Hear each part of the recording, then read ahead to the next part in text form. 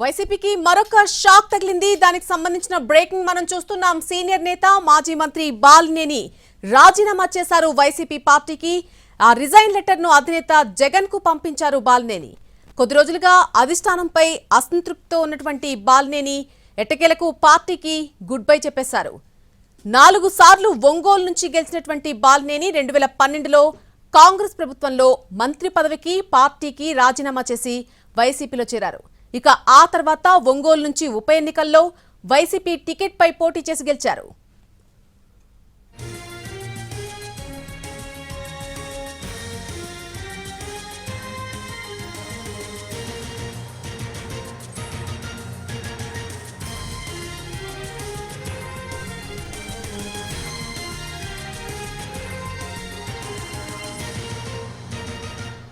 ఇక 2014లో ఆయన మళ్లీ ఓడిపోయారు. మళ్లీ 2019లో గెలిచి వైసీపీ ప్రభుత్వంలో తొలి 2.5 ఏళ్లు మంత్రిగా పనిచేశారు.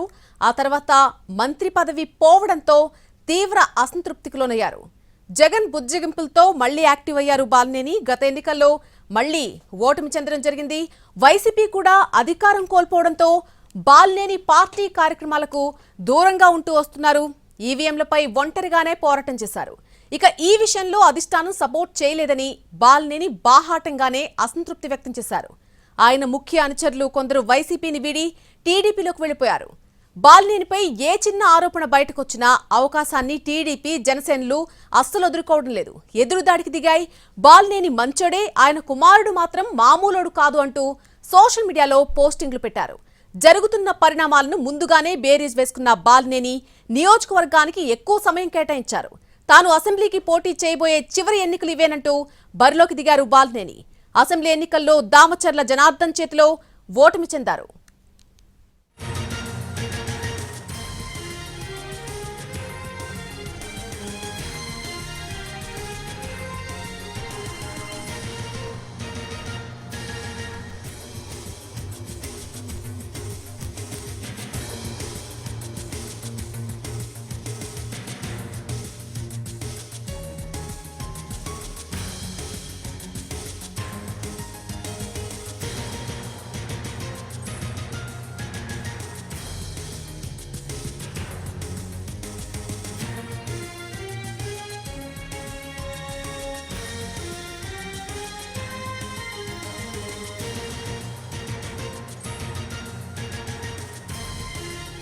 వైసీపీకి మరొక షాక్ తగిలింది. సీనియర్ నేత మాజీ మంత్రి బాలినేని రాజీనామా చేశారు. ఎట్టకేలకు రిజైన్ లెటర్ ను అధినేత జగన్ కు పంపించారు బాలినేని. కొద్ది రోజులుగా అధిష్టానంపై అసంతృప్తితో ఉన్నటువంటి బాలినేని పార్టీకి ఎట్టకేలకు గుడ్ బై చెప్పేశారు. ఈ మేరకు రిజైన్ లెటర్ ను కూడా అధినేత జగన్ కు పంపించడం జరిగింది. 4 సార్లు ఒంగోలు నుంచి గెలిచినటువంటి బాలినేని 2012లో కాంగ్రెస్ ప్రభుత్వంలో మంత్రి పదవికి పార్టీకి రాజీనామా చేసి వైసీపీలో చేరారు. ఆ తర్వాత ఒంగోలు నుంచి ఉప ఎన్నికల్లో వైసీపీ టికెట్ పై పోటీ చేసి గెలిచారు. 2014లో ఓడిపోయారు. మళ్లీ 2019లో గెలిచి వైసీపీ ప్రభుత్వంలో తొలి 2.5 ఏళ్లు మంత్రిగా పనిచేశారు. ఆ తర్వాత మంత్రి పదవి పోవడంతో తీవ్ర అసంతృప్తికి లోనయ్యారు. జగన్ బుజ్జగింపుతో మళ్లీ యాక్టివ్ అయ్యారు పాలిటిక్స్ లో. అయినా గత ఎన్నికల్లో మళ్లీ ఓటమి పాలయ్యారు. వైసీపీ కూడా అధికారం కోల్పోవడంతో బాలినేని పార్టీ కార్యక్రమాలకు దూరంగా ఉన్నారు. ఈవీఎంలపై ఒంటరిగానే ఇప్పటివరకు కూడా పోరాటం చేశారు. ఈ విషయంలో అధిష్టానం సపోర్ట్ చేయలేదని బాలినేని బాహాటంగానే అసంతృప్తి వ్యక్తం చేశారు. ఆయన ముఖ్య అనుచరులు కొందరు వైసీపీని వీడి టీడీపీలోకి ఇప్పటికే వెళ్లిపోయారు. ఇక బాలినేనిపై ఏ చిన్న ఆరోపణ బయటకొచ్చినా అవకాశాన్ని టీడీపీ జనసేనలు అస్సలు వదులుకోకుండా ఎదురుదాడికి దిగాయి. బాలినేని మంచోడే, కానీ ఆయన కుమారుడు మాత్రం మామూలుడు కాదు అంటూ సోషల్ మీడియాలో ఎన్నో పోస్టింగ్లు పెట్టారు. ఈ జరుగుతున్న పరిణామాలను ముందుగానే బేరీజ్ వేసుకున్నటువంటి బాలినేని శ్రీనివాసరావు నియోజకవర్గానికి ఎక్కువ సమయం కేటాయించారు. తాను అసెంబ్లీకి పోటీ చేయబోయే చివరి ఎన్నికలు ఇవే అంటూ కూడా బరిలోకి దిగారు. లాస్ట్ ఎన్నికల్లో అసెంబ్లీ ఎన్నికల్లో దామచర్ల జనార్దన్ చేతిలో ఆయన ఓడిపోయారు.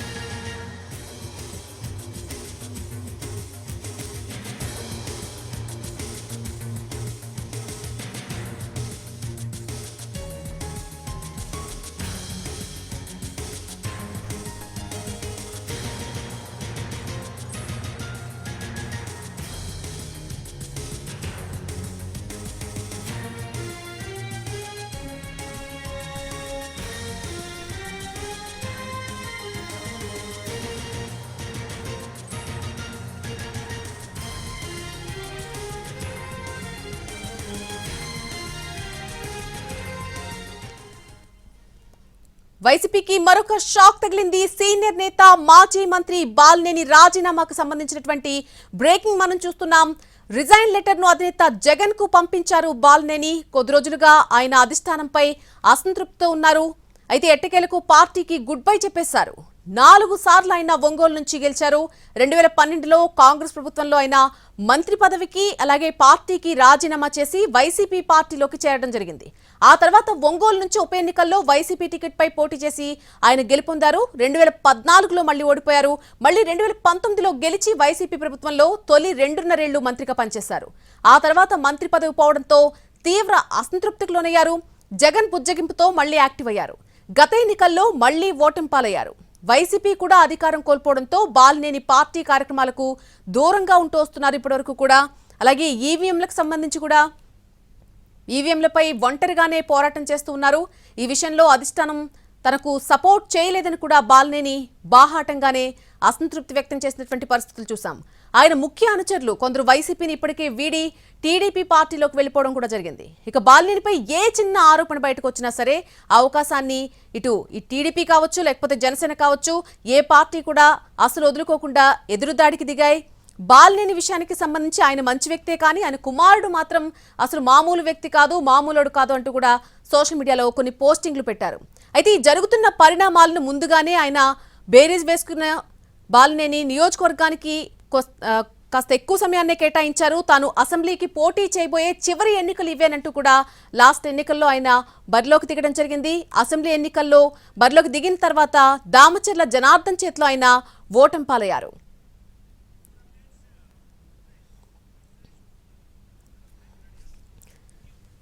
బాలినేని రాజీనామాకు సంబంధించి పూర్తి అప్డేట్ మా ప్రతినిధి సురేష్ అందిస్తారు ఒంగోలు నుంచి.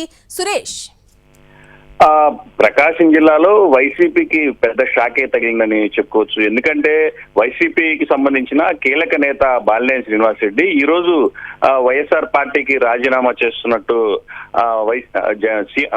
వైసీపీ అధినేత జగన్మోహన్ రెడ్డికి లేఖను విడుదల పంపించారు. అయితే గత కొద్ది రోజులుగా ఆయన వైసీపీ అధిష్టానంపై తీవ్ర అసంతృప్తిని వ్యక్తం చేస్తున్న పరిస్థితి. ఏదైతే గత 5 సార్లుగా ఎమ్మెల్యేగా ఉన్న బాలినేని శ్రీనివాసరెడ్డి ఈ ఎన్నికల్లో 2024 ఎన్నికల్లో భారీ మెజార్టీ తేడాతో తెలుగుదేశం పార్టీ అభ్యర్థి దామచర్ల జనార్దన్ పై ఓడిపోయారు. అయితే ఓడిపోయిన అనంతరం కూడా ఈవీఎంలకు సంబంధించి తేడాలు ఉన్నాయంటూ ఆయన ఈసీని ఆశ్రయించడం, ఆ తర్వాత పరిణామాల నేపథ్యంలో దానికి సంబంధించి సుప్రీంకోర్టుకు కూడా వెళ్లిన పరిస్థితి. అయితే ఎన్నికల ఫలితాల అనంతరం కూడా ఆయన వైసీపీ అధిష్టానంపై సీరియస్ గానే వ్యవహరిస్తున్నారు. ఎన్నికల ఫలితాల అనంతరం కూడా అటు జగన్ ఏర్పాటు చేసిన సమీక్ష సమావేశాలకు సైతం ఆయన హాజరు కాని పరిస్థితుంది. మొత్తం మీద ఏదైతే ఆ అసంతృప్తిని వ్యక్తం చేసిన ఆయన ఇటీవల వైఎస్ జగన్ ను తాడేపల్లి వెళ్లి కలిశారు. అయితే ఇద్దరి మధ్య కూడా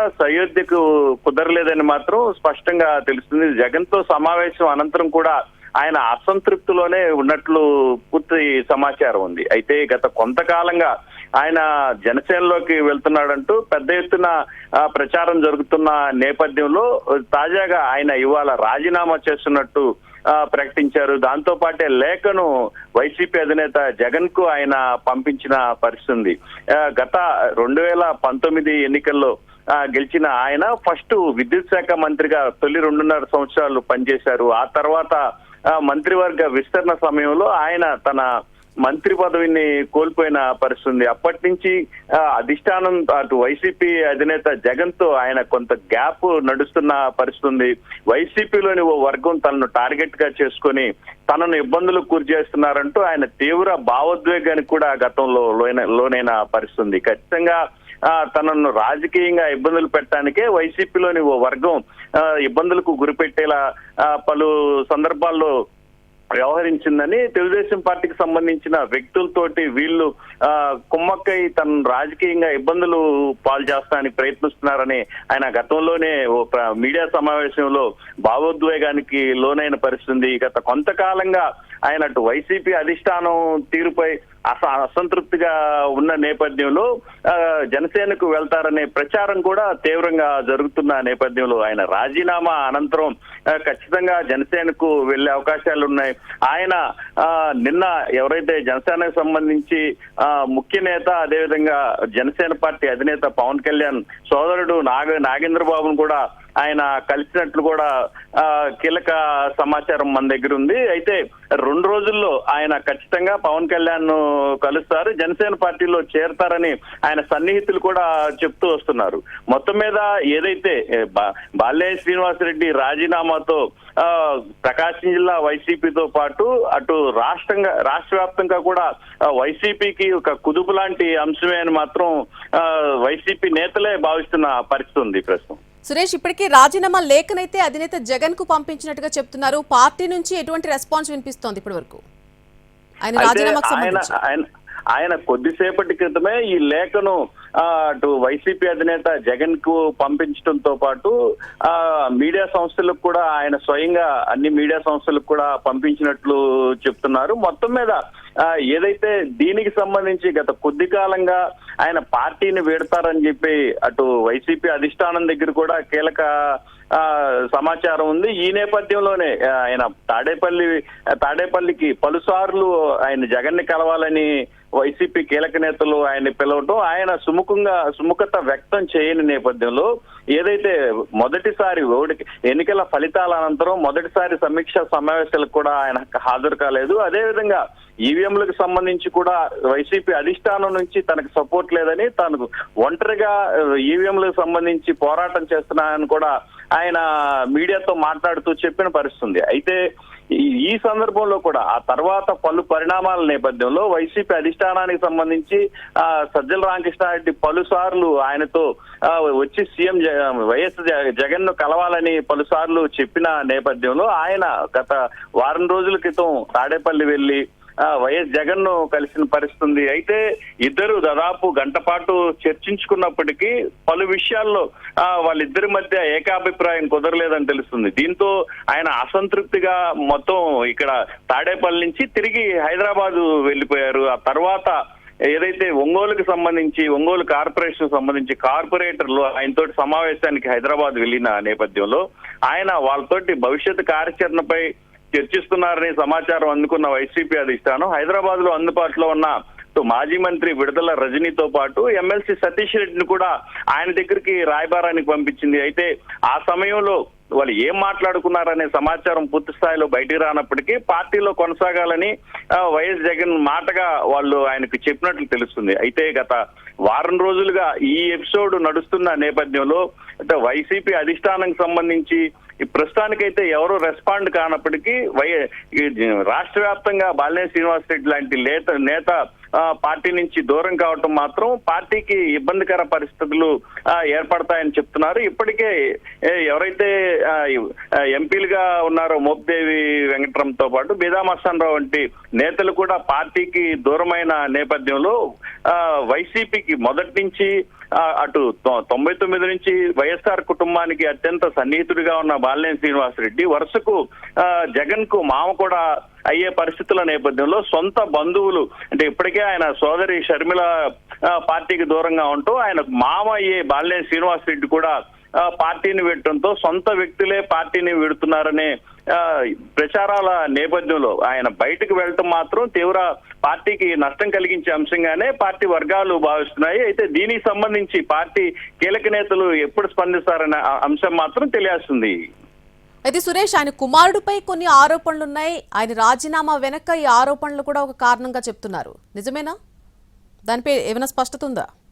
అయితే గత కొంతకాలం క్రితం ఆయన మీడియా సమావేశాన్ని ఏర్పాటు చేసిన నేపథ్యంలో కూడా తనను రాజకీయంగా ఎదుర్కోలేక కొంతమంది వ్యక్తులు కావాలని తన కుమారుడిని పేరుతోటి తనను టార్గెట్ చేస్తున్నారని చెప్పి ఆయన ఆవేదన వ్యక్తం చేసిన పరిస్థితి.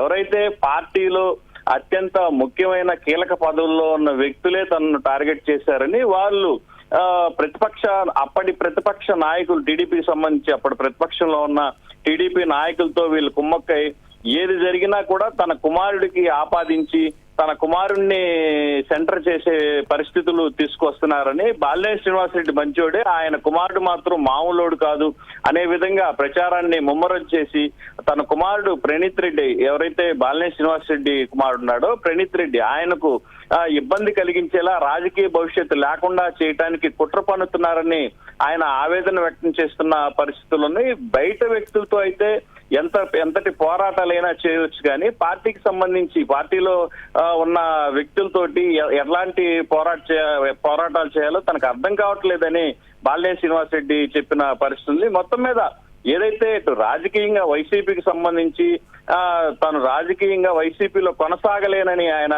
ఓ నిర్ణయానికి వచ్చిన తర్వాతే ఈ రాజీనామా అంశాన్ని తీసుకొచ్చినట్లు తెలుస్తుంది. రాజీనామాకు సంబంధించి ఎన్నికల ఫలితాల అనంతరం ఆయన సంబంధించిన సన్నిహితులు, ఎవరైతే అభిమానులు, కార్యకర్తలు పలుసార్లు ఆయన్ను కలిసిన నేపథ్యంలో కూడా అధిష్టానం వ్యవహార శైలిపై ఆయన అసంతృప్తిని వ్యక్తం చేశారు.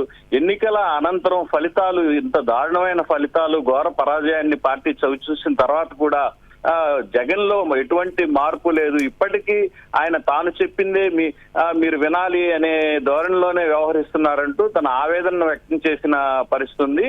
అదేవిధంగా ఆయన ఈసారి తాను ఇదే ఎన్నికల్లో చివరిసారి పోటీ చేస్తున్నారని ఆయన ఎన్నికల్లో బరిలో దిగిన నేపథ్యంలో ఈసారి ఎన్నికల్లో ఆయన పోటీ చేస్తారా లేదా అనే అంశం కూడా ఓ వైపున చర్చ జరుగుతున్న నేపథ్యంలో ఆయన పోటీ చేయకపోతే ఈసారి ఆయన కుమారుడు ప్రణీత్ రెడ్డి ఖచ్చితంగా పోటీ చేసే అవకాశం ఉంది. కాబట్టి తన కుమారుడి రాజకీయ భవిష్యత్తు కోసమే ఖచ్చితంగా ఆయన పార్టీకి దూరం అవటం వంటి నిర్ణయాన్ని తీసుకొని ఉంటారని చెప్పి ఆయన సన్నిహితులు భావిస్తున్నారు. ఎందుకంటే ఆయన ఈ ఎన్నికల్లో 2029 ఎన్నికల్లో ఆయన పోటీ చేయని పక్షంలో ఆయన కుమారుడు ఖచ్చితంగా ప్రణీత్ రెడ్డి పోటీ చేసే అవకాశం ఉంటుంది. కాబట్టి ఖచ్చితంగా ఆయన రాజకీయ భవిష్యత్తు కోసం స్పష్టంగా తనకు అనుకూలమైన పార్టీలో చేరే అంశాన్ని ఆయన పరిగణలోకి తీసుకున్నారు. దాంతో ఆయన పార్టీ మారే అంశం మీద సీరియస్ గా దృష్టి సారించినట్లు తెలుస్తుంది. అయితే నిన్న నాగబాబుని, జనసేనకు సంబంధించి కీలక నేత పవన్ కళ్యాణ్ సోదరుడు నాగబాబుని కలిశారని ప్రాథమికంగా కొంత సమాచారం ఉంది. అయితే 2 రోజుల తర్వాత మాత్రం ఆయన పవన్ కళ్యాణ్ ని కలిసిన తర్వాత ఎప్పుడు అధికారికంగా పార్టీలో చేరతారో అనే అంశం మాత్రం ఒక స్పష్టత వచ్చే అవకాశం ఉంది. మొత్తం మీద బాలినేని శ్రీనివాసరెడ్డి వైసీపీకి రాజీనామా చేసిన అనంతరం ఖచ్చితంగా జనసేనకు వెళ్తారని మాత్రం ఆయన సన్నిహితులు స్పష్టం